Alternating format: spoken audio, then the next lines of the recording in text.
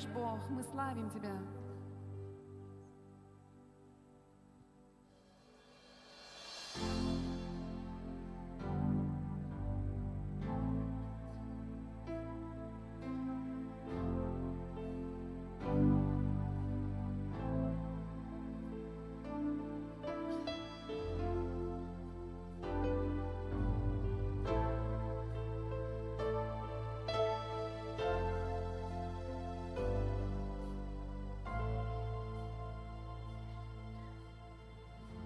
К Тебе прихожу и жизнь свою у Твоих ног положу. Все грехи мои Ты знаешь, беззакония свои осознаю. Но Ты праведен и чист, и истину во всем Ты любишь. Омой меня очисть и сделай белее снега. Ты будь жизнью моей, будь дыханием моим. Не хочу жить, как прежде, хочу быть полностью Твоим. Буду искать Тебя всегда, не оставлю места для греха. Могущественным духом укрепи меня. Ты праведен и чист, и истину во всем Ты любишь. Омой меня очисть и сделай белее снега. Ты будь жизнью моей, будь дыханием моим. Не хочу жить, как прежде, хочу быть полностью Твоим. Всегда не оставлю места для греха. Могущественным духом укрепи меня. Ты будь жизнью моей, будь дыханием моим. Не хочу жить, как прежде, хочу быть полностью Твоим. Буду искать Тебя всегда, не оставлю места для греха. Могущественным духом укрепи меня. Сердце чистое сотвори во мне, и дух правый обнови. Славу свою мне вновь покажи, и Духа Святого от меня не отними. Ты будь жизнью моей, Ты будь жизнью моей, будь дыханием моим. Не хочу жить, как прежде, хочу быть полностью Твоим. Буду искать Тебя всегда, не Дряным духом укрепи меня. Ты будь жизнью моей, будь дыханием моим. Не хочу жить, как прежде, хочу быть полностью Твоим. Буду искать Тебя всегда, не оставлю места для греха. Могущественным духом укрепи меня. Могущественным духом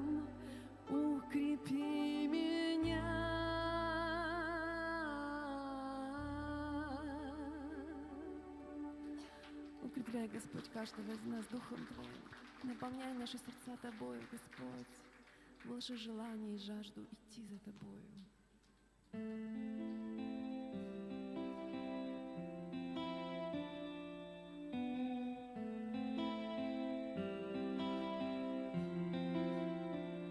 Ты мой свет, мое спасение, Бог. Кого мне бояться? Мой Господь, крепость жизни моей. Кого мне страшиться? И даже если войско меня окружит, сердце мое не дрогнет, Бог за меня стоит. И даже если война вспыхнет против меня, буду спокоен я. Мой Господь, Ты даешь мне приют, в Твоей спине прячусь. Ты возносишь меня на скалу, прославлять Тебя жажду. И даже если войско меня окружит, сердце мое не дрогнет, Бог за меня стоит. И даже если война вспыхнет против меня, буду спокоен я.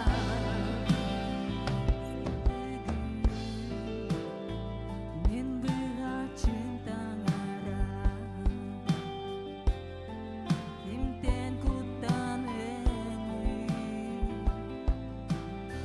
сондурдам калың какка менере, кимтен жулайыны, эстектеримдагине, кирдектерине.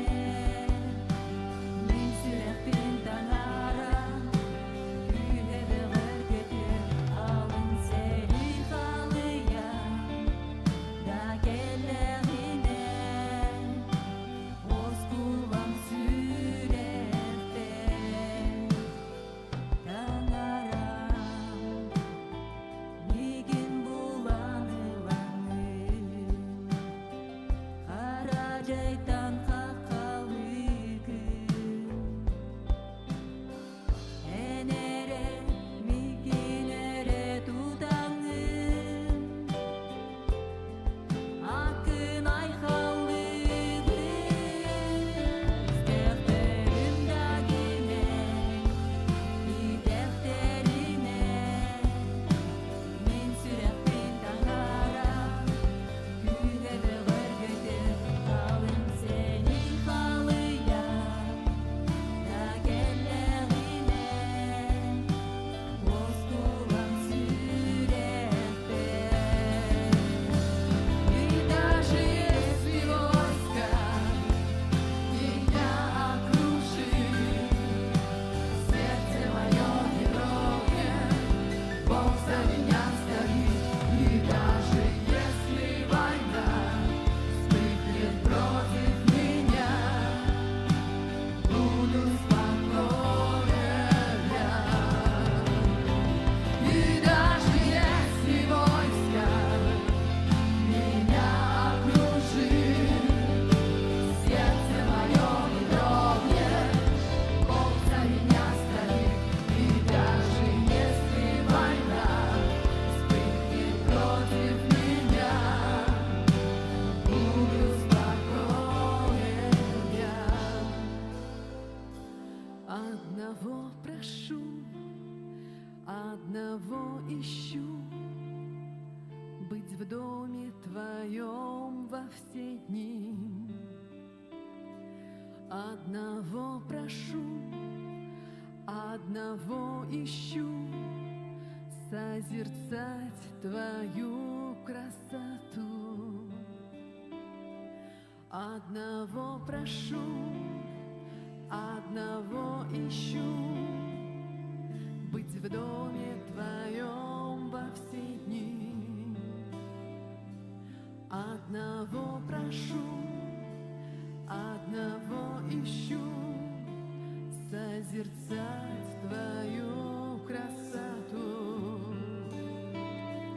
Одного прошу, одного ищу, быть в доме Твоем во все дни. Одного прошу, одного ищу, созерцать Твою красоту. И даже если войско меня окружит, сердце мое не дрогнет, Бог за меня стоит. И даже если война вспыхнет против меня, буду спокоен я. И даже если войско меня окружит, сердце мое не дрогнет, Бог за меня стоит.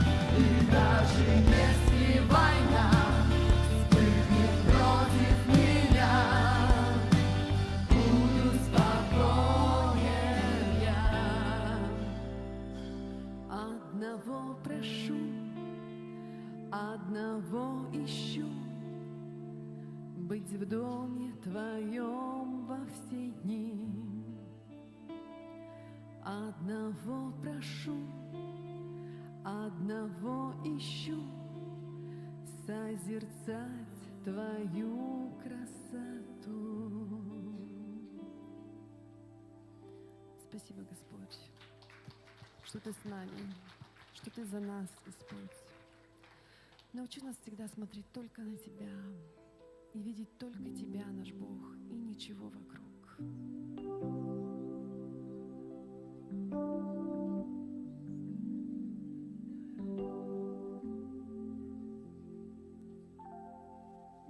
Глубины вод меня призвал ты, мне не пройти их без тебя. Но вера крепнет в океанах, там явишь мне, Господь, себя. Я имя Бог Твое зову, и взгляд я свой на Тебя смещу. Душе моей Ты дашь покой на время бурь, ведь я в Тебе, а Ты во мне.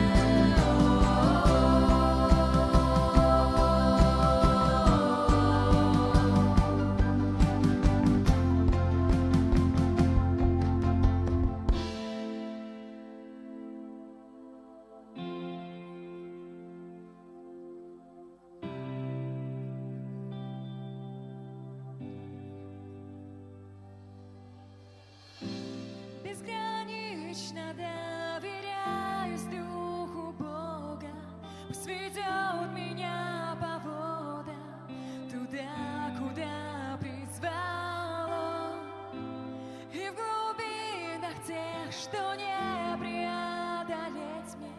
Станет вера моя крепче, когда рядом мой Спаситель. Безгранично доверяюсь Духу Бога, пусть ведет меня погода туда, куда призвал Он. И в глубинах тех, что не преодолеть мне, станет вера моя крепче, когда рядом мой Спаситель. Безгранично доверяюсь Духу Бога, пусть ведет меня по водам туда, куда призвал Он. И в глубинах тех, что не преодолеть мне, станет вера моя крепче, когда рядом мой Спаситель. Безгранично доверяюсь Духу Бога, пусть ведет меня по водам туда, куда призвал Он. И в глубинах тех, что не преодолеть мне, станет вера моя крепче, когда рядом мой Спаситель.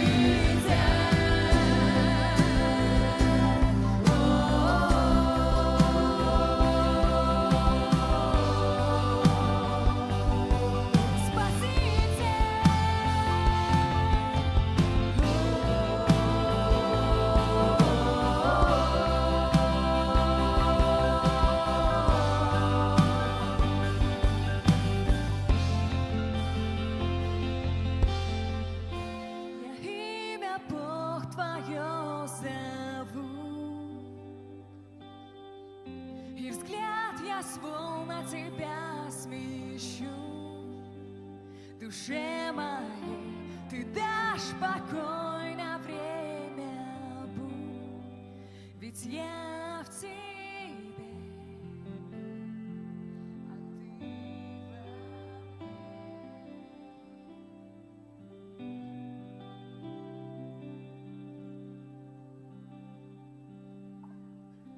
во Аллилуйя!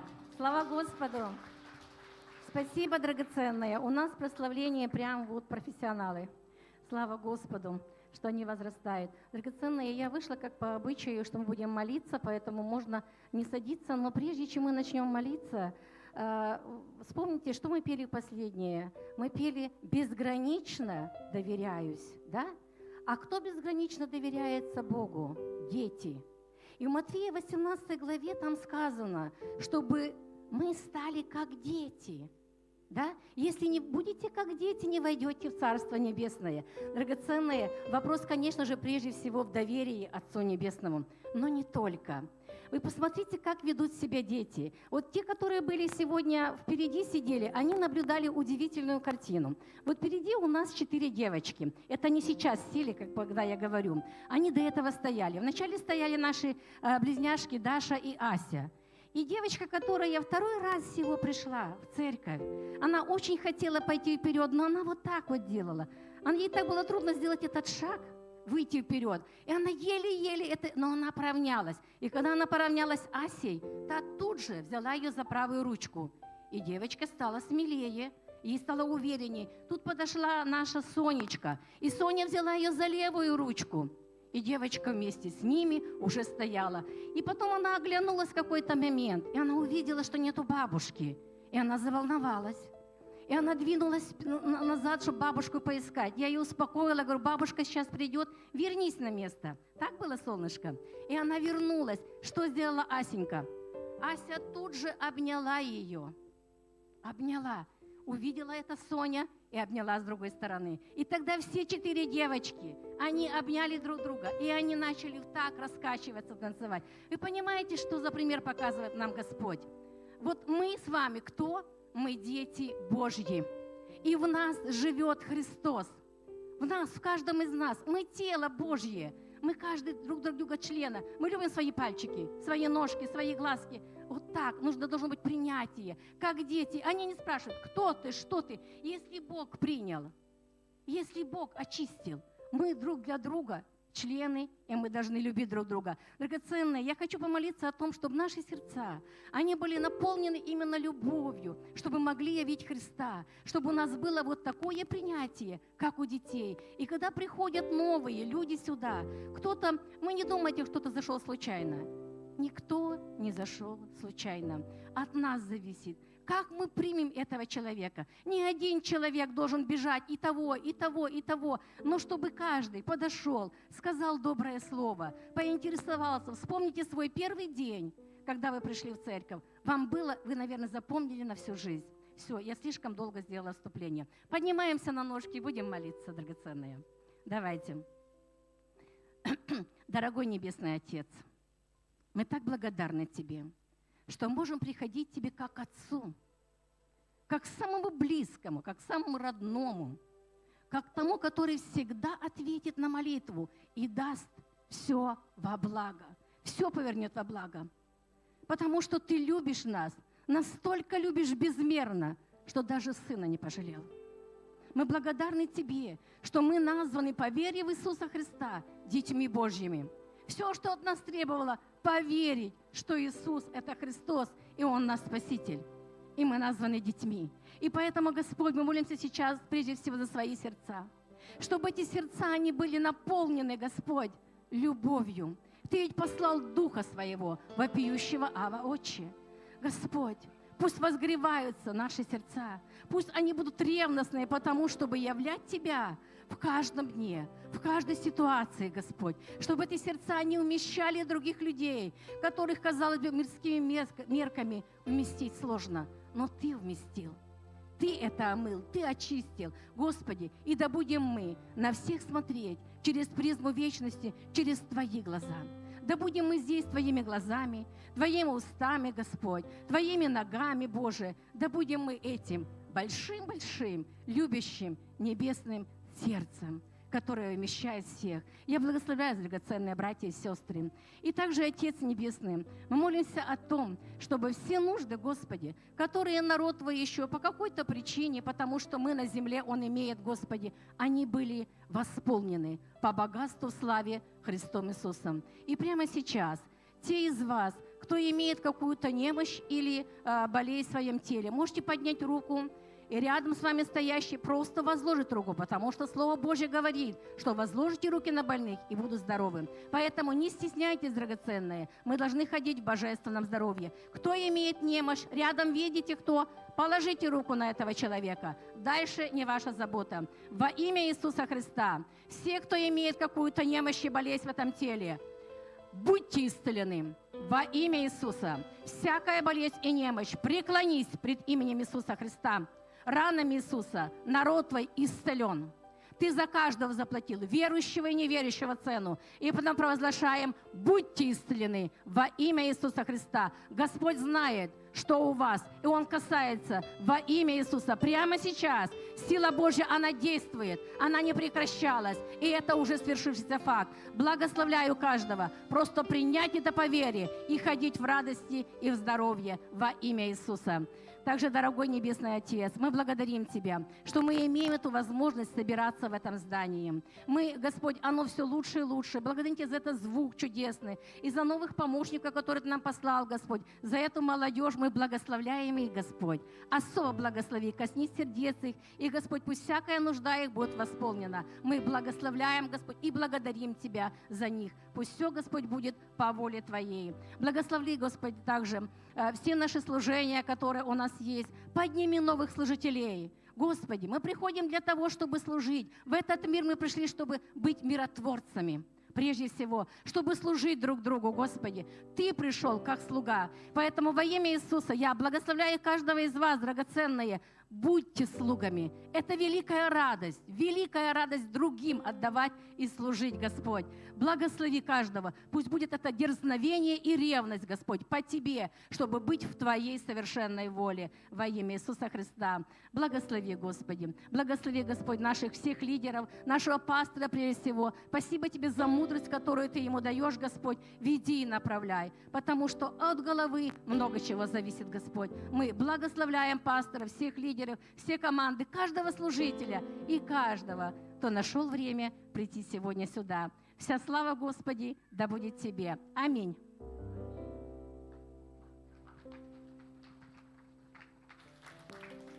Слава Богу. Давайте мы поаплодируем также прославлению. Спасибо, круто. Все, не садитесь, вы знаете, у нас добрая традиция. 2 минуты возьмем буквально. У нас умножение произошло. Посмотрите вокруг. Если вы видите человека первый раз, подойдите к нему, скажите что-нибудь хорошее, доброе. Пусть у нас никто не останется без внимания. Минимум 4 человека. Хорошо? У нас есть новые люди, кого-то давно не видели. Скажите что-нибудь доброе.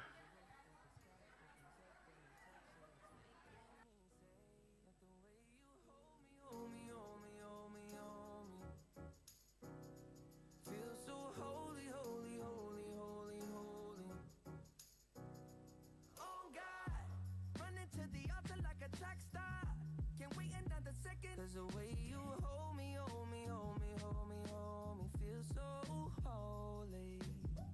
I don't do well with the drama. And no, I can't stand it being fake. No, no, no, no, no, no, no, no. I don't believe in Nirvana. But the way that we love in the night gave me life, baby, I can't explain. And the way you hold me, hold me, hold me, hold me, hold me. Feel so holy, holy, holy, holy, holy. Oh God, running to the altar like a track star. Can't wait another second. Cause the way you hold me, hold me, hold me, hold me, hold me, feel so holy. They say we're too young and Хорошо, вы знаете, что мы делаем дальше. Мы молимся за детей, благословляем их. Поэтому пока вы еще друг друга приветствуете, дети, можно вас попросить выйти вперед? Дети, подростки, если есть беременные, выходите, мы благословим вас. И отпустим детей на детское служение в воскресную школу.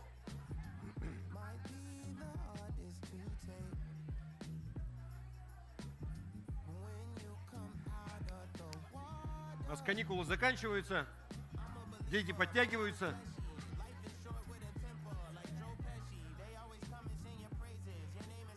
Вы знаете, что в Библии написано, что жизнь и смерть во власти языка. Это означает, что то, что мы говорим, имеет значение. Мы можем высвобождать жизнь, мы можем высвобождать благословение и можем высвобождать смерть. Поэтому говорите доброе своим детям. Благословляйте их. Благословить — это что значит по-русски? Сказать хорошее, доброе. Поэтому не только на воскресных собраниях дома говорите им хорошее. Хорошо? Давайте мы помолимся за них. Отец Небесный, Господи, благодарим Тебя за каждого ребенка, который сейчас здесь в зале, за каждого подростка, а также за всех наших детей, кто отсутствуют и находятся где-то в других местах. Господи, благослови их, как мы их благословляем. Прежде всего, Господи, крепкое физическое здоровье, Господи.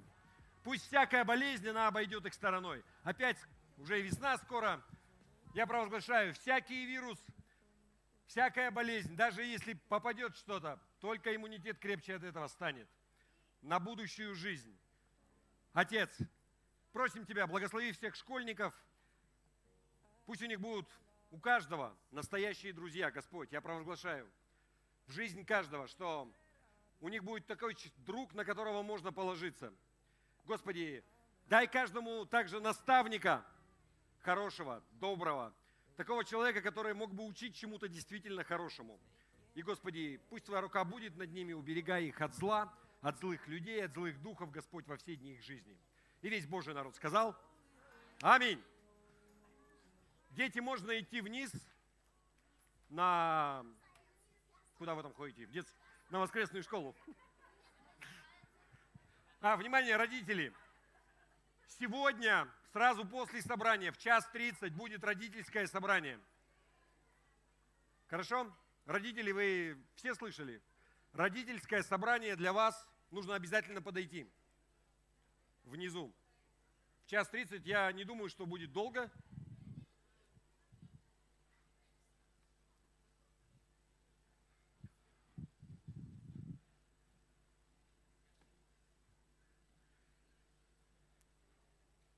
Скажите, кто заметил, что у нас есть перемены в зале? Колонок нет, говорят, да, точно. Их здесь нет, они теперь висят. У нас еще панели, помните, они у нас год стояли вдоль стен акустические. Ну, прошло совсем чуть-чуть, мы их повешали, где они должны были быть. Вот, и это только лишь жалкое начало, я вам скажу. Слава Богу за это. И хорошо, я понимаю, что вы заметили визуально разницу. Кто ощутил, что у нас есть разница? В звуке есть разница? Кто не заметил? 10%? Я скажу честно, я думал, что будет больше людей, кто разницу заметит. Знаете, к хорошему быстро привыкаешь. У нас до этого тоже все было неплохо, но сейчас мы прям хорошо становится. И вы знаете, это мы еще не отстроили, все как положено. Просто человек, Ренат, вы его знаете, кто делал нам звук, он улетел на конференцию какую-то там звукорежиссерскую и придет с компьютером, с микрофонами, с приборчиками, все отстроим по науке, все будет хорошо. Так что если у вас возникает какой-то, вы чувствуете, что где-то частота немножко не та, все будет нормально. У нас произошли небольшие еще такие всякие события. Знаете, год только начался, у меня уже прямо впечатление, как будто он уже прошел. Я так наотдыхался за праздники, что хочу уже отдохнуть от всего от этого. Что у нас еще происходит? Вы знаете, что недавно в компании S7 была распродажа? Кто не знает? Никто никуда ничего. А это значит, что к нам приедут гости, потому что мы выкупили билеты. Сначала у нас будет декан библейской школы, да, наш декан с Томска, Ольга Салбиева. Она будет у нас в мае, приедет, если кто в библейке учится, она приедет к вам на выпускной. Ну и в городе, я думаю, на собрание к нам придет. Город ей покажем. Вот, также, если кто знает, я такой анонс, пастор Дмитрий Маслак, Слово жизни, Иркутск. Он у нас также уже будет, мы ему билеты уже выкупили. Он приедет в марте, проведет семинары. Мы никогда его не приглашали, у нас он здесь будет первый раз, он был в Слово жизни в Якутске. Вот. Но я его знаю с 90-х годов, мы случайно на соборе встретились, как-то вот слово за слово, я думаю, ему есть чем поделиться. И также еще в июне, помимо этого у нас пару раз еще будет епископ наш. У него, правда, вопросы, человек занятой. Билеты мы ему купили, но у него всякие форс-мажоры могут быть. И так мы планируем, что он приедет в феврале, и мы поедем в Сунтар. И в июне он также будет. И также в июне, в начале, мы ожидаем, что к нам приедет Виктор Лавриненко. Это довольно популярный христианский певец, исполнитель, также молодежный пастор из Санкт-Петербурга. Мы поем его песни «Дух Святой», «Благодать» — это его песни. У него альбомы везде есть, там, я не знаю, на всех стриминговых сервисах. То есть довольно популярная личность, если кто не знает, познакомитесь. У него есть, такие... Мы ему, правда, билет еще не купили, потому что, в Сибирь лететь из Питера неудобно. Пересадка 7 часов в Москве. Я думаю, что человек заслуживает лучшего. Мы ему Аэрофлот возьмем, там всего час в Москве. Тусить надо. Вот, что еще? В общем, здорово, да? У нас есть определенные планы. Есть еще дальше планы по технической части. Я вас не буду даже в это посвящать пока. Я за то, что приходишь в зал, а там вау. Да? Так гораздо интереснее, чем когда ты говоришь, приходишь, и ничего не меняется. Хорошо. Кто куда-то уезжал на Новый год или кто куда ездил? Поднимите руку, кто-нибудь куда ездил, если вы уезжали из Якутска. Слушайте, не так много. Где вы все были тогда? Вопрос. Нет, я знаю, еще не приехали. Да. У нас постоянно какие-то миграции происходят. Слава Богу. Вот, и вы помните, что мы говорили про то, что мы купили акустику новую и всякое такое. Слава Богу за китайцев. Я вот прямо так рад, пусть Господь благословит их. Качество растет просто не по дням и по часам. Знаете, 5 лет назад, если бы мне кто-то предложил китайскую копию, акустику, я бы рассмеялся просто. Ну, это несерьезно. Но сейчас прям достойно. И даже если по приборчикам смотреть, АЧХ, ну, частотные характеристики, они прямо... Я просто, чтобы вам понять, вот 600 тысяч рублей, и у нас есть колонки, которые... Я не знаю даже, сколько новые стоят, но мы усилитель купили за 150 тысяч, да? Новый усилитель стоит 13 тысяч евро, это в районе 1,5 миллиона рублей. Ну, как бы почувствуйте разницу, да? Вот, и... Ну, хорошо, что все, сейчас начинается китайский Новый год, мы успели все до Нового года. Все растаможили, все, вообще очень быстро все получилось. Потому что если бы через Москву везти, там нам сроки такие ставили, ну полгода все это дело, у нас уже все даже смонтировано. Аллилуйя, да, слава Богу. И еще тоже радостная весть, вы знаете, мы никому ничего не должны уже, ну практически, да, там, какая-то там мизер. То есть мы за все рассчитались, всякие вот эти вот вещи, все покрыто, мы готовы для новых свершений, там у меня план. Вы помните, у меня там есть такая табличка, сейчас я вам покажу. Я, кстати, забыл отметить, у меня есть такая вот табличка, это на 1 января, помните, я вам рассказывал? На 1 января 2024 года, что нужно сделать в здании церкви, был список, и по приоритетам. То, что горит, оно вот такой темно-красным цветом. Это отделка стен на 1 этаже, у нас кирпичами должна была быть. Она до сих пор красная, но... Я получил такое вот откровение, что нужно доделать зал здесь, вверху сначала. И вот у нас красненьким еще горит. Это сценический свет, 2-й этап, потому что у нас фонариков не хватает, так скажем. Столы, но я не буду в это... И смотрите, вот просто зеленое, вот то, что темно-зеленое, это уже все закрыто. Бледно-зеленое это наполовинку сделано и так далее.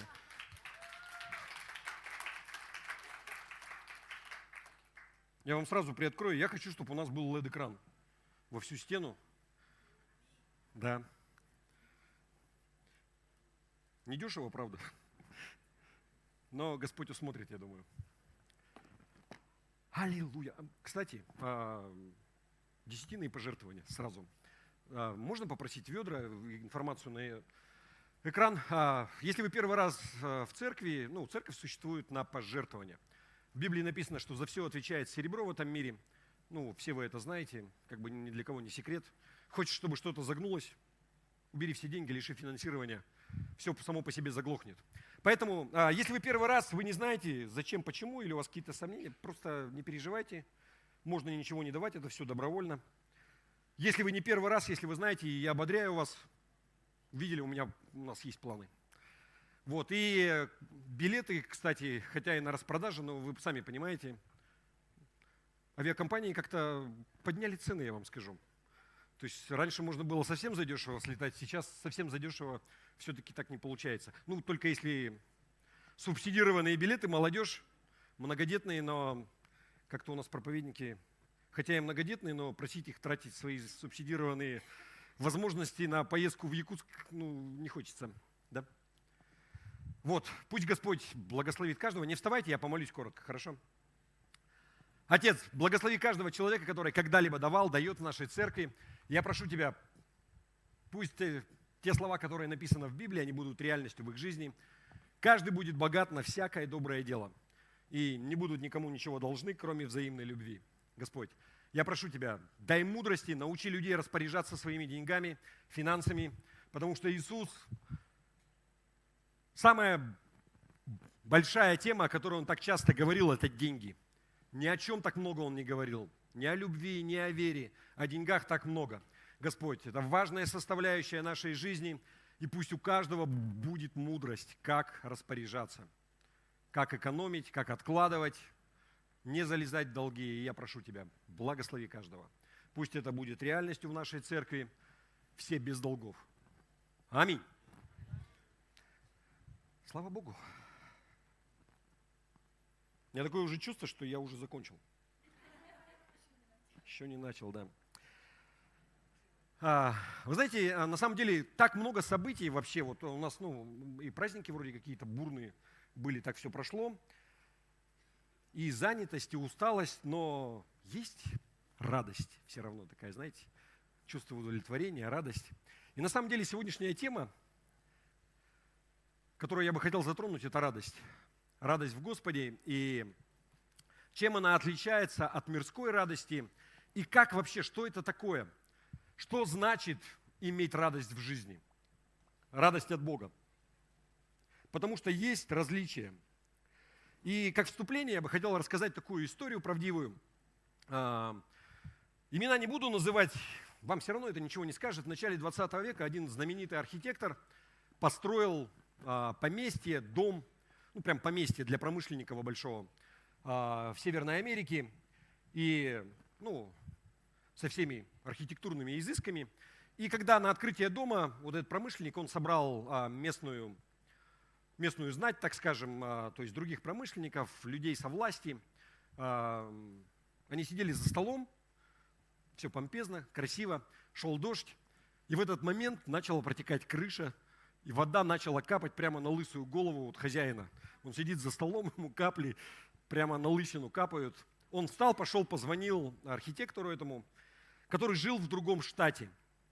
И он говорит: мы, конечно, благодарны, нас все устраивает, отличное поместье, классный дом, но у меня сидят достопочтенные люди, протекает крыша, и вода капает прямо мне на голову.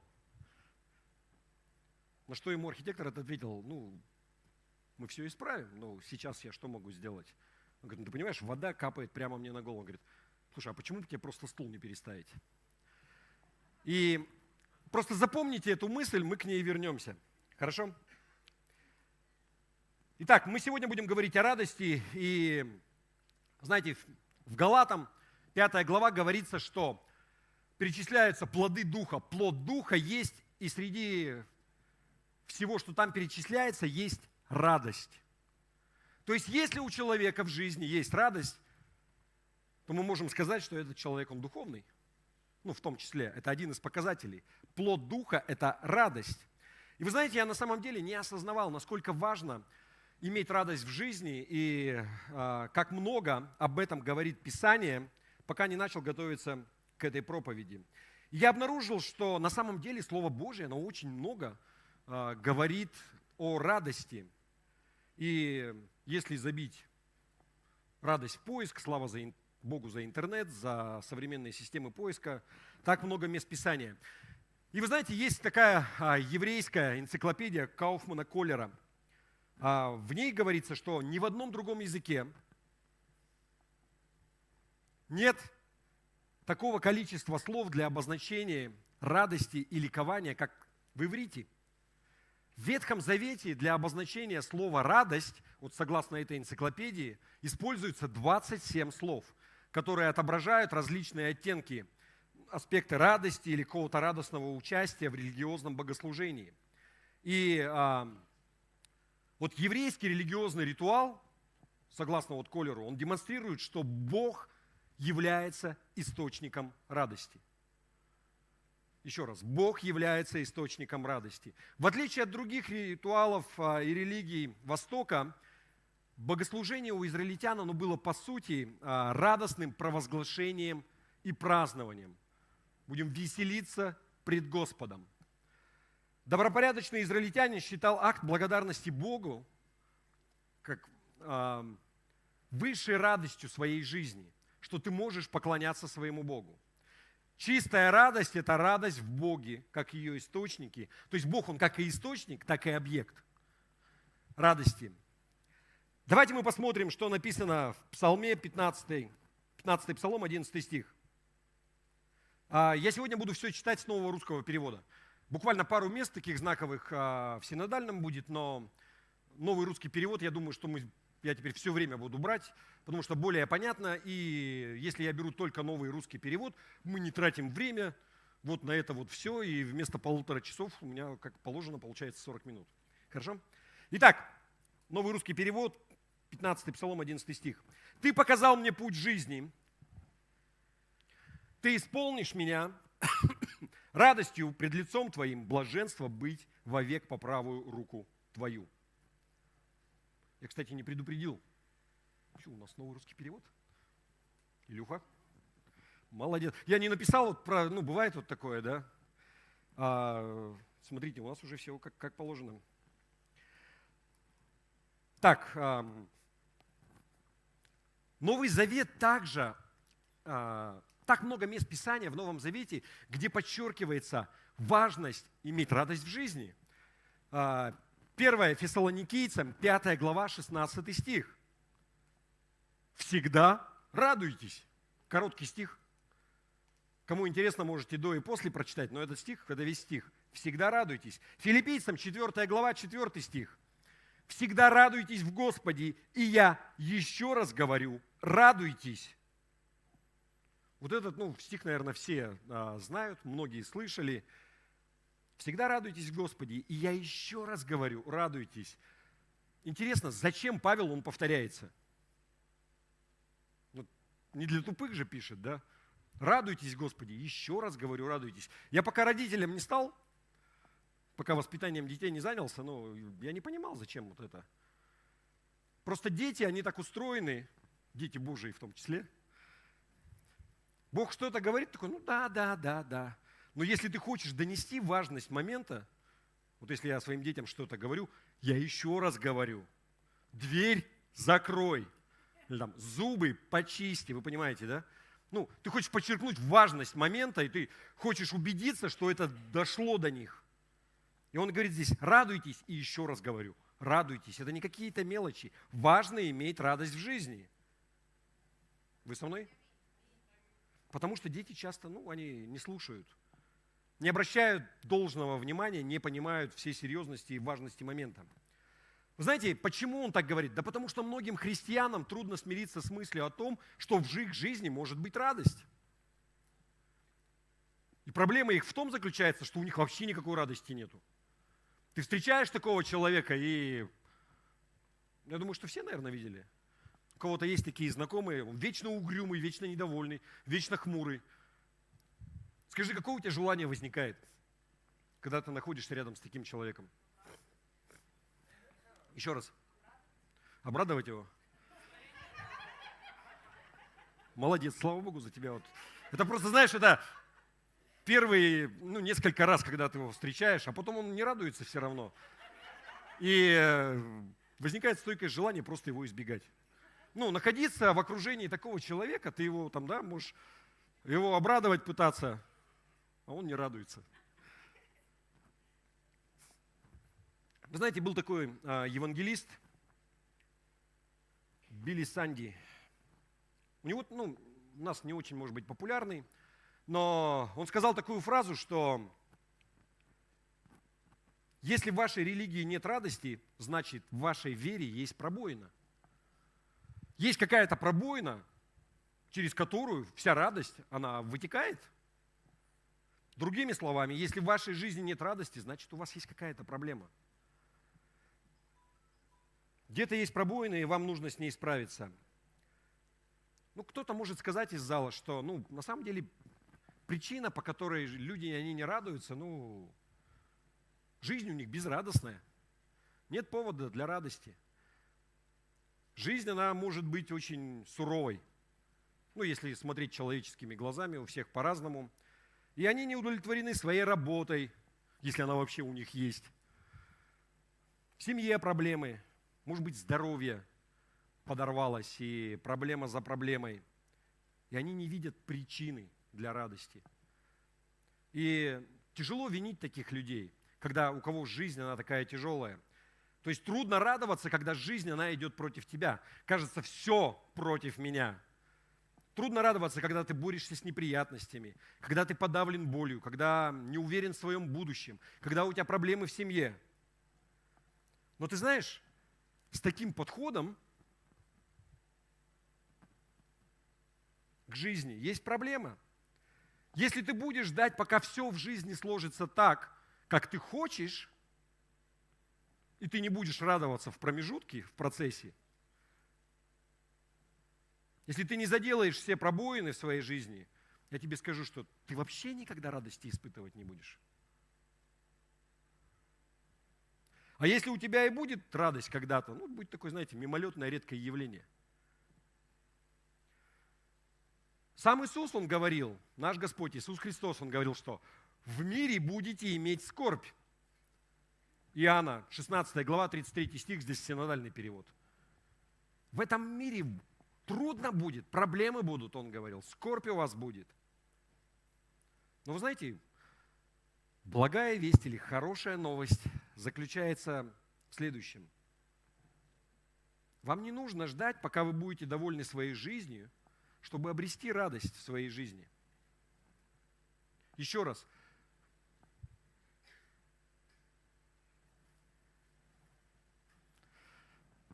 Тебе не нужно ждать, пока ты будешь доволен своей жизнью, чтобы обрести радость в жизни. Но радость, которую Бог хочет, чтобы ты имел, этот тип радости, Он принесет тебе счастье. Внимание. Но стремление к счастью у человека, оно часто не приносит радости. Понятно или? Вы знаете, кто в школе учился? Фраза такая была. Все квадраты – это прямоугольники, но не все прямоугольники являются квадратами. Да? Вы понимаете? То есть квадрат – это прямоугольник, у него равные стороны. В Священном Писании вот существует такая же концепция. Радость Бога всегда приносит счастье. Но стремление к счастью человека не всегда приносит радость. Кто-то спросит, с чего бы это? Вы знаете, то, что люди в этом мире называют счастьем, они подразумевают эмоцию, которая вызвана внешними обстоятельствами. Все хорошо, вокруг, я счастлив, я доволен, у меня есть радость.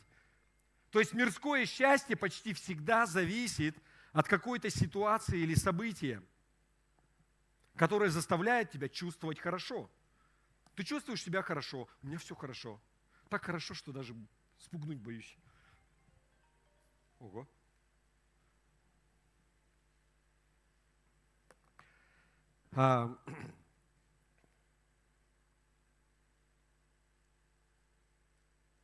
Итак, мирское счастье всегда зависит от внешних обстоятельств каких-то. Ты ждешь, что все будет хорошо. Если случится что-то хорошее, то ты чувствуешь себя хорошо. Но если случается что-то плохое, никакой радости нету. И по контрасту, радость Бога, радость в Боге истинная, про которую говорит Библия, она не зависит от текущей ситуации. На самом деле Божья радость часто может существовать, быть у тебя в жизни, несмотря на внешние обстоятельства, которые тебя окружают. Пример такой. Встречаются два человека. Один другого спрашивает, как у тебя дела? Он такой, учитывая обстоятельства, наверное, нормально. И первый его спрашивает, а зачем ты учитываешь какие-то обстоятельства? Не нужно. Для того, чтобы быть радостным и для того, чтобы быть счастливым, совсем не обязательно, чтобы вокруг тебя были благоприятные обстоятельства. Бог не хочет, чтобы мы оказывались под влиянием обстоятельств. Бог хочет, чтобы ты был победителем. Он освободил тебя. Он хочет даровать возможность контролировать свою жизнь, а не зависеть от обстоятельств.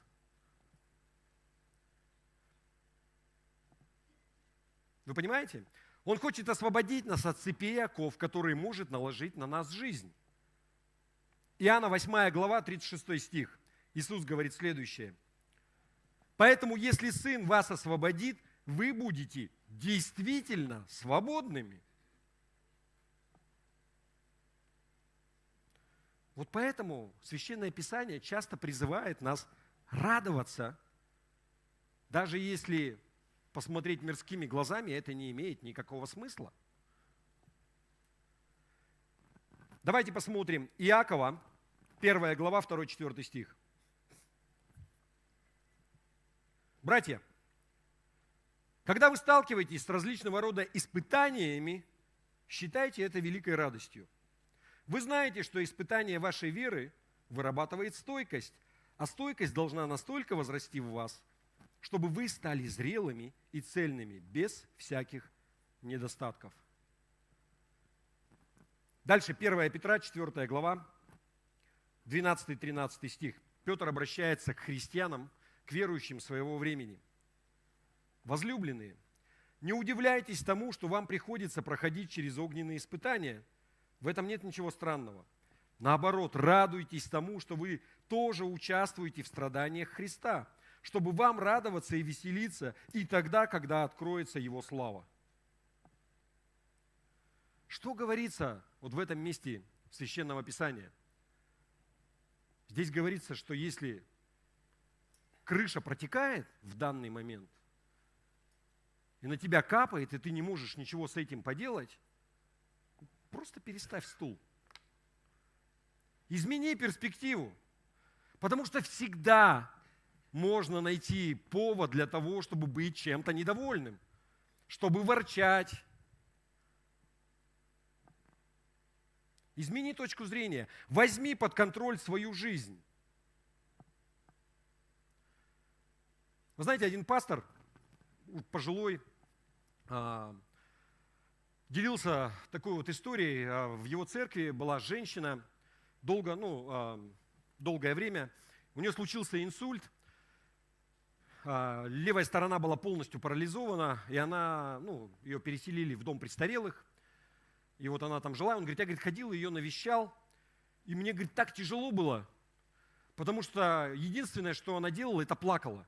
Я, говорит, приходил, рассказывал ей, какие-то новости, что в церкви происходит. Ее сразу одолевали слезы, она сидит и плачет. Если я ей рассказывал какие-то печальные новости, она тоже плакала, радостная, она тоже плакала. И казалось, что это единственное, у меня, говорит, просто, душа разрывалась, когда я все это видел.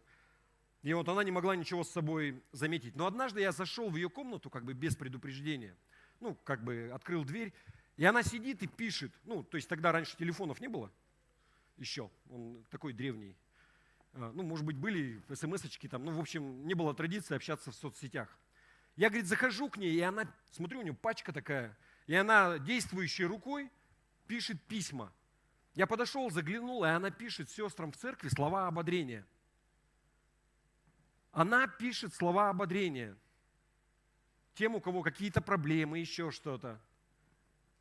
Женщина, пострадавшая от инсульта, которая, казалось, плакала, и это была единственная форма общения, которая у нее осталась. И она не позволила разрушить этому ту радость Христа, которая была у нее. Она взяла ситуацию под контроль, нашла в себе силы, и она помогала еще кому-то. Вы понимаете? В Библии есть история о Павле, апостол Павел и Сила. Они служили в городе Филиппы и были арестованы. Их схватили, бросили в тюрьму. Давайте прочитаем Деяния 16 глава, 22-24 стих. Толпа тоже присоединилась к обвинениям против Павла и Силы, и начальники велели раздеть их и бить палками. Их сильно избили и бросили в темницу, а темничному стражу приказали бдительно их охранять.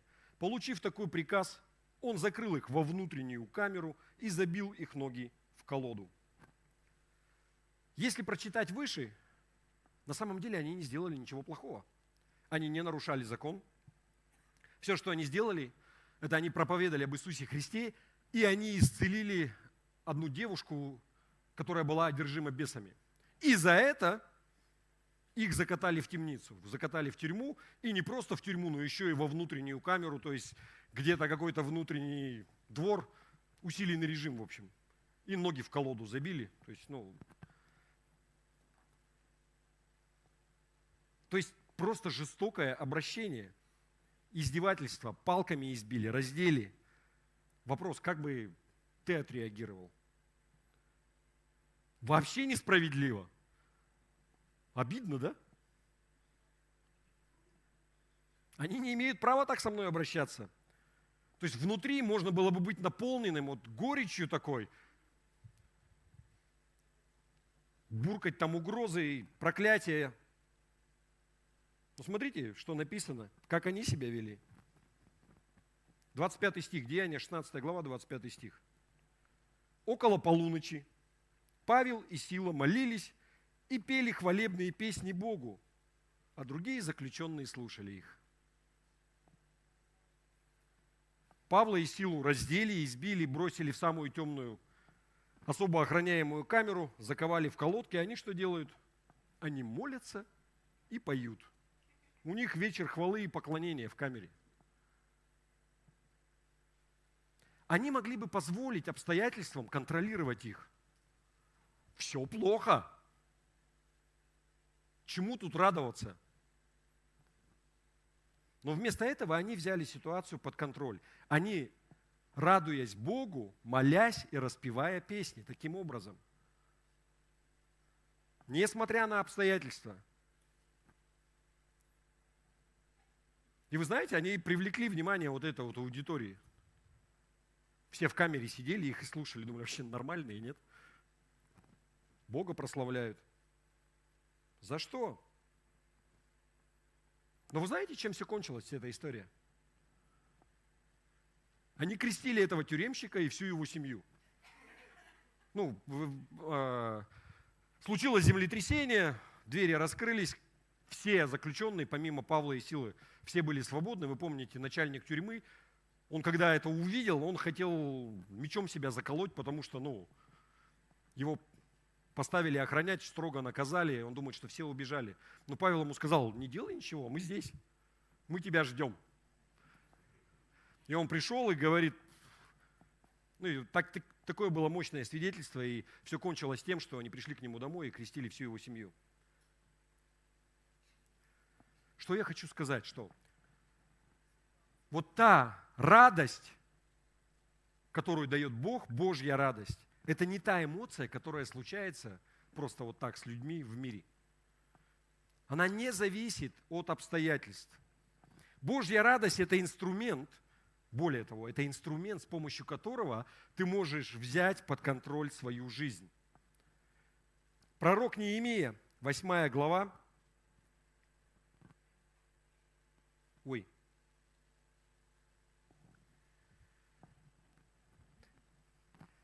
У меня, 8 глава, 10 стих. «Не печальтесь, ведь Господня радость – ваша сила». Еще раз, почему нам важно не печалиться, а иметь радость? Да потому что это твоя сила, Божья радость. Хорошо, ты можешь спросить, и как мне это делать, как мне это иметь? Все классно, я согласен, я хочу иметь радость. Да? Каждый может сказать.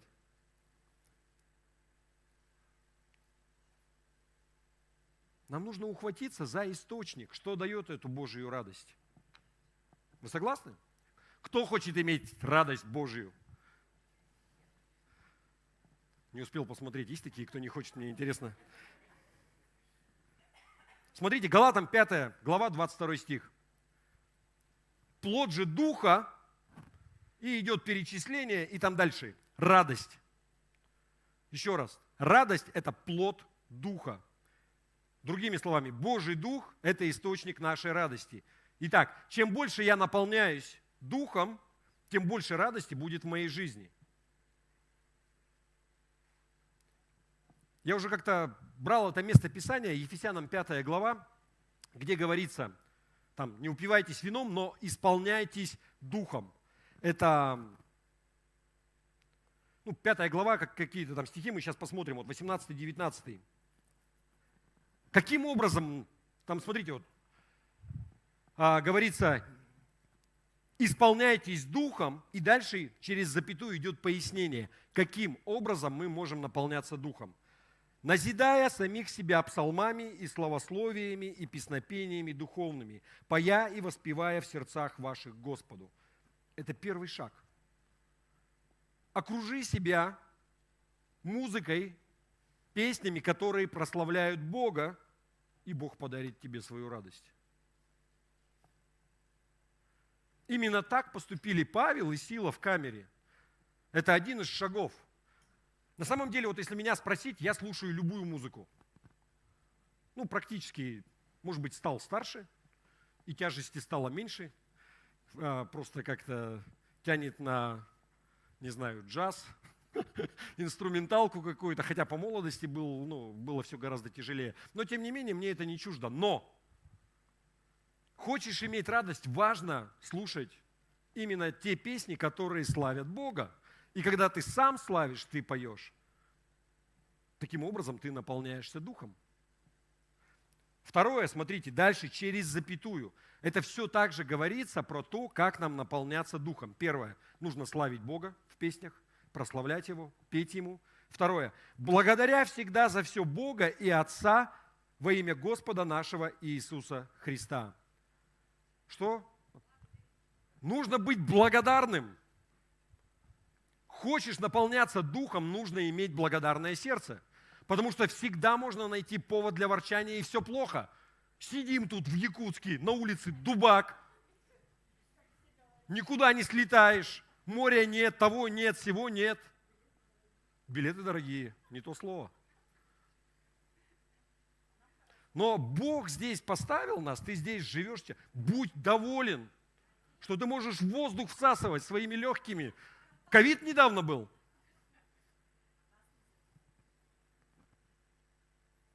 Вы понимаете, да, о чем я? Найди повод для радости. Всегда есть повод. У кого есть дети? Дети, написано, что это благословение от Господа. Уже повод для радости, какие бы они ни были. Прилагая усилия, чтобы они были достойными людьми. Итак, первое – прославлять Бога. Второе – благодарить Его, иметь благодарное сердце. Более того, я вам скажу, знаете, да, это работает даже у неверующих людей. Самые несчастные люди, угрюмые люди – это кто? Это неблагодарные люди. Вообще никакой радости в жизни. Вы знаете, вот у нас вот центр помощи Help EKT, когда открыли, ребята с нашей церкви, вы все знаете, то есть что делают? Собирают вещи со всего города, люди приносят и потом их распределяют. Сразу же нашлись недовольные, сразу же написали жалобу в мэрию, то есть люди за свой счет снимают помещение, платят зарплату работникам, вообще ничего с этого, никакой там это. И кто-то накатал кляузу, что вот чего-то там не додали, вещи БУ оказались. То есть, такой вот, знаете, всегда кто-то есть такой вот недовольный, и он несчастен. Первое, славим Бога. Второе, быть благодарным. Третье, написано, повинуясь друг другу в страхе Божьем. На самом деле вот здесь пишется, потом дальше расписывается, что значит повинуясь. Там говорится про мужей, про жен, про детей, как мы должны почитать друг друга, вот это вот подразумевает. Но здесь, знаете, про начальников, что не нужно подчиненных своих гнобить. Подчиненным там дальше говорится, что работайте как для Господа. Но суть вся в том, что применимо ко всем людям, если вот это вот место. Найди способ служить другим людям, и Бог подарит тебе радость. Вы знаете, часто это прямо работает в жизни. Ко мне, когда вот люди приходили, все плохо. Жизнь дала трещину, и там все не так, и здесь все не так. Найди кого-то, кому может быть еще хуже, и помоги ему. И ты увидишь, что Бог тебя наполняет радостью. Я вас уверяю, что на самом деле вот люди в этом мире, они часто не понимают этого. И, знаете, такие стяжатели. Я, мне, мое. Самые популярные слова в этом мире, наверное. В русском языке. Я не знаю. Но есть. Бог так устроил человека, что ты получаешь истинное удовольствие, когда ты востребован, когда ты можешь помочь кому-то. Ты что-то делаешь для другого, и твоя жизнь, она наполняется радостью. Поэтому я люблю дарить подарки. Получать я тоже люблю, наверное, но все-таки вот на самом деле, знаете, не так, как дарить. Когда ты, вот, например, в семье, там, детям, когда ты угодил, ты что-то приготовил, и это действительно понравилось. Скажите, вот как круто. прямо так радостно. Я иногда даже перебарщиваю, мы с женой ссоримся из-за того, что я хочу что-нибудь подарить. Не надо мне ничего. Нет, надо. Итак, найдите способ служить другим людям, и Бог подарит вам свою радость. Когда вот двери тюрьмы распахнулись, цепи упали, и Павел и Сила, они могли убежать и спастись. Казалось бы, Бог освободил нас. Но вместо этого они остались. Казалось бы, вообще все что-то не так у них с головой. А в конце концов они крестили этого человека и всю его семью. Они послужили ему, они удовлетворили нужды этого человека. Если бы они убежали, его бы казнили. Он бы сам. Но в конечном итоге они спасли всю его семью. Можно попросить? Я заканчиваю уже. Вы знаете, что я хочу подчеркнуть и донести, чтобы вы запомнили? Что для христианина, для верующего человека радость – это нечто больше, чем эмоция. Это не просто вокруг меня все хорошо, и я чувствую себя хорошо. Но радость – это инструмент, который Бог дает нам для преодоления наших жизненных ситуаций. Та внутренняя радость в Боге, которую мы можем иметь. Чтобы дать нам возможность, давайте посмотрим. Да, чтобы дать нам возможность подняться над болью и горестями этой жизни. Евреям 12 глава, 2 стих. Будем неотрывно смотреть на Иисуса. От начала до конца наша вера зависит от Него. Он ради предстоящей радости претерпел смерть на кресте, пренебрегший позор, и сейчас сидит по правую сторону от Божьего престола. Иисус преодолел боль и позор на кресте. Он поднялся над ужасом вот этой ситуации, своего распятия, потому что не смотрел на свое нынешнее положение. Вместо этого он сосредоточился на той радости, которая его ожидала.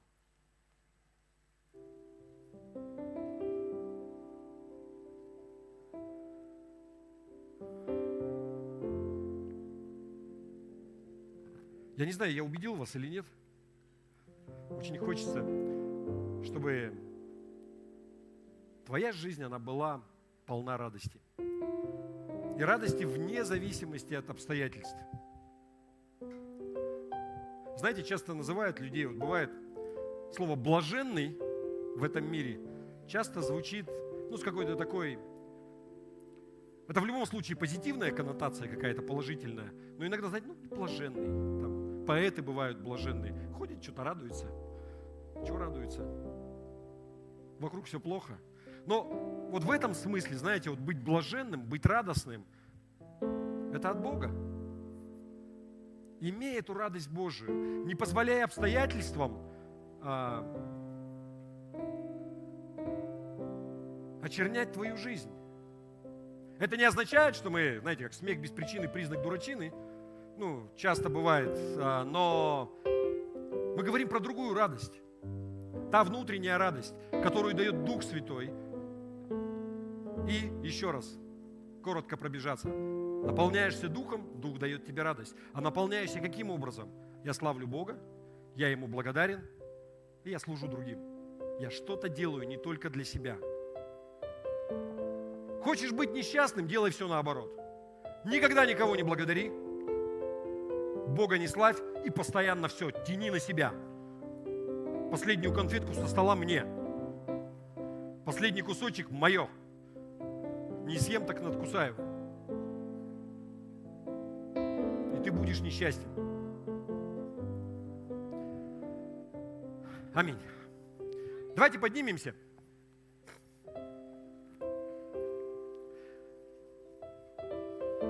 Вы знаете, все, что я сейчас говорил, это имеет смысл только если ты веришь в Иисуса Христа как своего Господа и Спасителя. Если ты ни разу не принимал Его как своего Спасителя, все это для тебя не имеет никакого значения. Ты не можешь наполняться Духом Святым, не можешь, потому что ты не веришь в Бога.